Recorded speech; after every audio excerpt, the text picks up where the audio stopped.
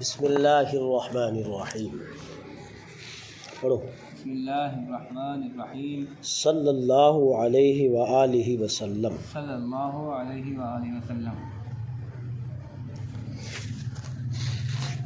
لما رأیت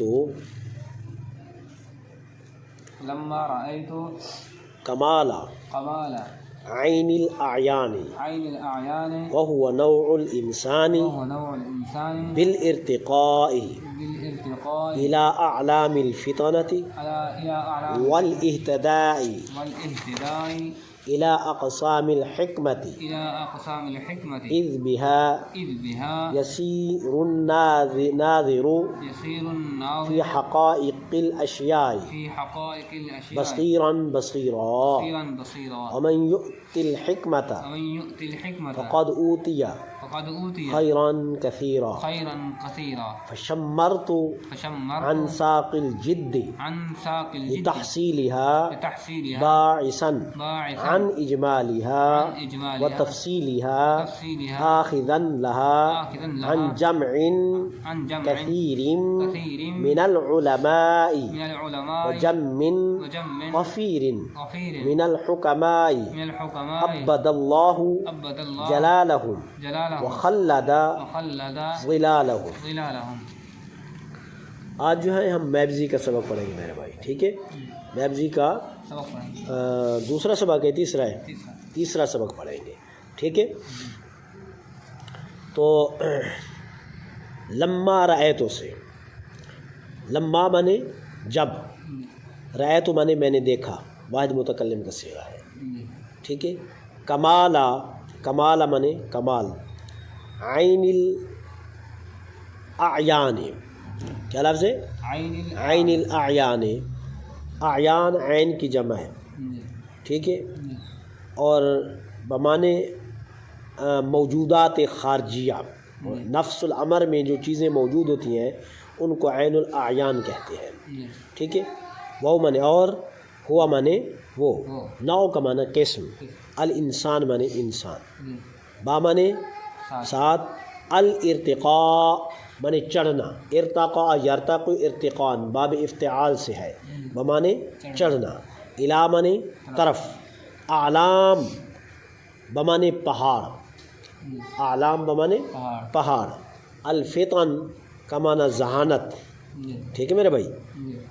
ذہین تر شخص کو فطن کہا جاتا ہے، وہ مانے اور، الاہتداء مانے رہنمائی حاصل کرنا، ٹھیک ہے نا میرے بھائی؟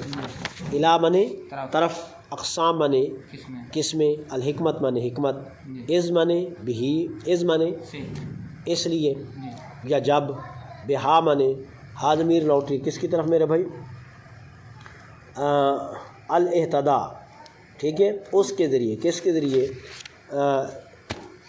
اس فن کے ذریعے، ٹھیک ہے؟ یسیروں کا معنی ہو جاتا ہے، الناظر کا معنی نظر کرنے والا، فی معنی میں، حقائق حقیقت کی جمع ہے بمعنی حقیقت، اشیاء شے کی جمع ہے بمعنی چیزیں، بصیرن کا معنی بصیر دیکھنے والا، اور ومن یؤت الحکمت من معنی جو، یؤت معنی دی گئی ہو، حکمت معنی حکمت، فا معنی پس، قد اوتیا معنی یقیناً تحقیق دی گئی اسے، خیرن کثیرن خیر کثیر، اس کو سمجھ لو پہلے، ٹھیک ہے میرے بھائی؟ اب یہ وجہ تسمیہ بتا رہے ہیں کہ اس کتاب کے لکھنے کی، ٹھیک ہے؟ جب لما رأیت کمال عین الاعیان، عین الاعیان، ٹھیک ہے میرے بھائی؟ جب میں نے دیکھا، ٹھیک ہے؟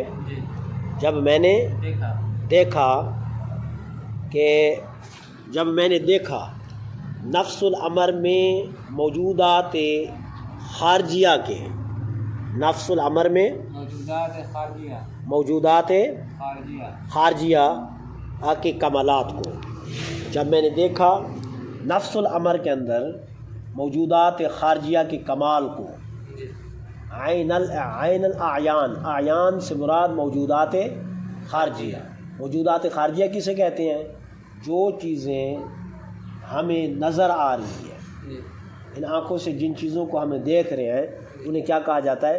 موجودات خارجیہ۔ بعض چیزیں ایسی ہوتی ہیں جو ذہن میں موجود ہوتی ہیں، بعض چیزیں ایسی ہوتی ہیں جو باہر موجود ہوتی ہیں۔ جو باہر موجودات ہوتی ہیں ان کو موجودات خارجیہ کہتے ہیں، جو خارجیہ میں نہیں ہوتی ذہن میں ہوتی ہیں ان کو موجودات ذہنیہ کہتے ہیں۔ بات سمجھ آ گئی یا نہیں میرے بھائی؟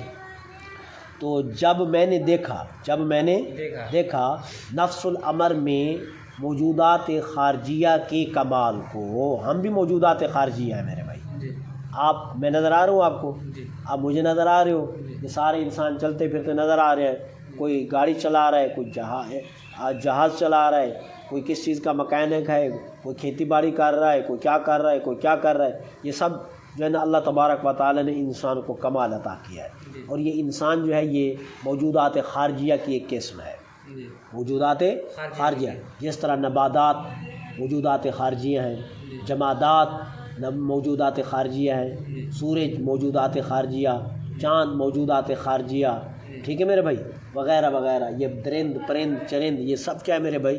موجودات خارجیہ ہے، ٹھیک ہے۔ تو اس کا مطلب یہ ہوا کہ موجودات خارجیہ کی بہت ساری قسمیں ہیں، ان قسموں میں سے ایک قسم انسان بھی ہے، ٹھیک ہے۔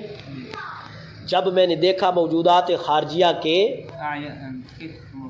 نفس الامر میں موجودات خارجیہ کے کمالات کو، ٹھیک ہے، اور وہ انسان کی ایک قسم ہے، وہ نوع الانسان ہے، وہ ایک انسان کی قسم ہے، بالارتقاء الی اعلام الفطنۃ، جو چڑھنے والی ہے ذہانت کے پہاڑوں کی طرف، ٹھیک ہے نا میرے بھائی، جو چڑھنے والی ہے پہاڑوں کی طرف، اور رہنمائی حاصل کرنے والی ہے حکمت کی قسموں کی طرف، ٹھیک ہے نا میرے بھائی، رہنمائی حاصل کرنے والی ہے حکمت کی قسموں کی طرف۔